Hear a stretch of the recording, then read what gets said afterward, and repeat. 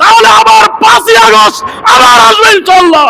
আমরা খুরশিদ আলম সহ ইসলামী ব্যাংকে যারা ইসলামের দোষর আছে তাদেরকে পরিষ্কার বলতে চাই, আজকে মা বোনেরা রাস্তায় নেমেছে। যদি এই খুরশিদ আলম একজন নারী কেলেঙ্কারির সাথে জড়িত, অর্থনৈতিক কেলেঙ্কারির সাথে জড়িত, ঘুষের সাথে জড়িত, এই খুরশিদ আলমকে জুতা পিটা করার জন্য মা বোনেরা আজকে রাস্তায় নেমে এসেছে। তাদের সাথে এই খুরশিদ আলমকে বলতে চাই, আপনার সৎ সাহস থাকলে প্রকাশ্যে ঘোষণা দিয়ে ইসলামী ব্যাংক টাওয়ার অথবা বাংলাদেশের কোন জায়গায় আপনি আসবেন ইসলামী ব্যাংক নিয়ে মিটিং করার জন্য, আমরা গ্রাহকরা আপনাকে সেখানে আমাদের অর্থের আমাদের রক্ষার জন্য আপনাকে আমরা সেখান থেকে জারু পিটা করে আপনাকে সেখান থেকে বের করব। আজকে যদি সরকারের পক্ষ থেকে পরিষ্কার দিক নির্দেশনা না আসে, তাহলে একটু পরে আমাদের সভাপতি কঠিন কর্মসূচি ঘোষণা করবেন, তা আপনারা জানতে পারবেন।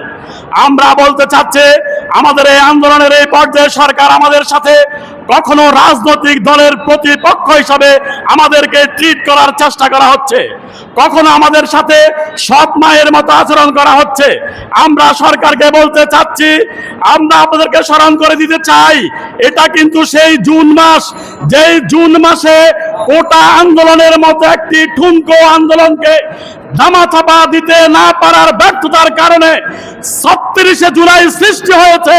সেই 36শে জুলাইয়ের দিকে কিন্তু আমরা পরিষ্কার দেখতে পাচ্ছি সরকার আবার আমাদেরকে সেই দিকে ধাবিত করতে যাচ্ছে।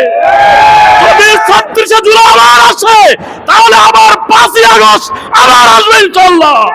সুতরাং আমরা চাই না এরকম কোন অনভিপ্রেত ঘটনা বাংলাদেশে আসুক।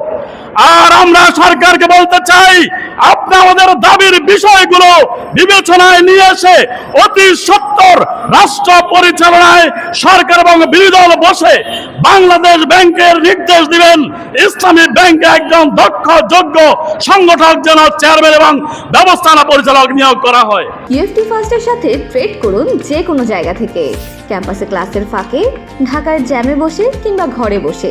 ট্রেডিং এখন হাতের মুঠোয়, তাই ট্রেড করুন যখন খুশি যেখানে খুশি।